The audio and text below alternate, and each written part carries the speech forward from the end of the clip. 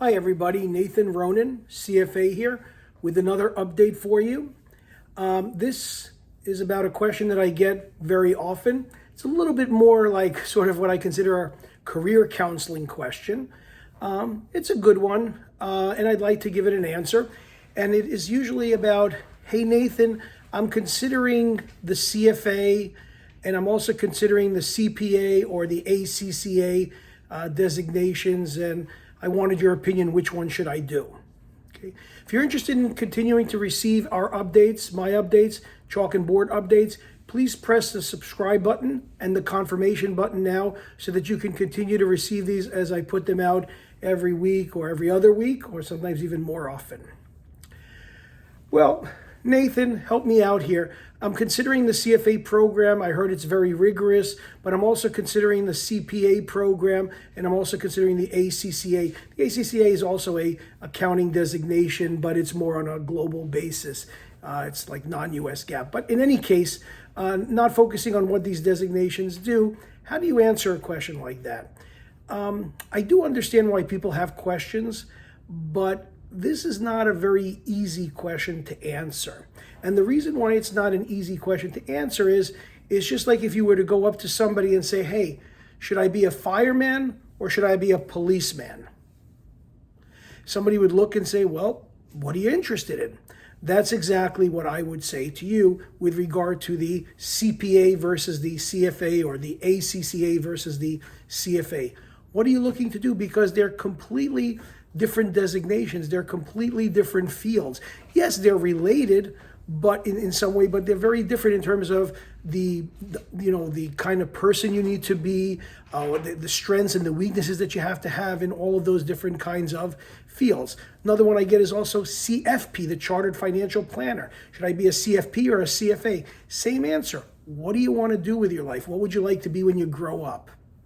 To be honest with you, if you're asking those kinds of questions, then I probably would say to you, you're probably not going to be a very good analyst, and you're probably not going to be a very good financial planner or even a very good accountant. You know why? Because you don't got that fire in the belly. People that have fire in the belly, people that really want to succeed, in my opinion, again, this is my opinion, they have that drive. They're not watching the clock 9 to 5 or 9 to 6. They're not saying, oh, I don't work on the weekends because it's my personal time. A lot of people know how to balance, work with pleasure. But if they have a passion for something, they know that that's their calling, okay? And I went through this, and I'm not going to look down on anybody to ask that question. I went through that myself when I was, much younger, and then I just realized I love teaching. I love taking things, breaking them down, making it simpler for people to understand. And when people suddenly get that, the light bulbs go off and they're like, Nathan, that was amazing. Now I really understand option adjusted spreads. I never understood it before. I can retain it. That gives me sense of self-satisfaction, gratification, instant gratification many times that I just helped somebody out. That's the same thing that you need to consider when you're looking at different designations. Don't look at what is a popular designation or very famous designation or something that's going to necessarily make you look better than you really are. If you're not interested in financial analysis, if you're not looking to be a buy side or a buy side analyst, if you're not looking to be a portfolio manager, there's no reason to pursue a CFA designation. Or even if you're going to be anything related to analysis.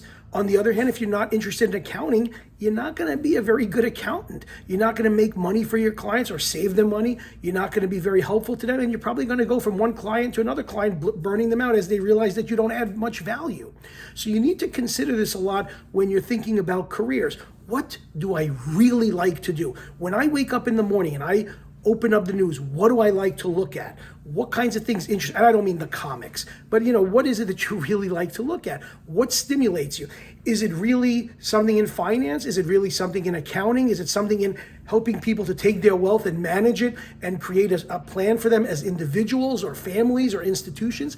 That's going to help you to determine more or less in what path you want to go. But I'm going to say this again. If you don't have a passion, if you don't have that fire in the belly, if going through the numbers and doing all the accounting isn't really what stimulates you or makes you excited, I wouldn't go for the CPA just because it's safe, or that there'll always be a job available. Because if you've got to do the same job day in, day out, and you've got to do it 8, 9, 10, sometimes 16 hours a day, and you hate it, that's the worst life that you can really live.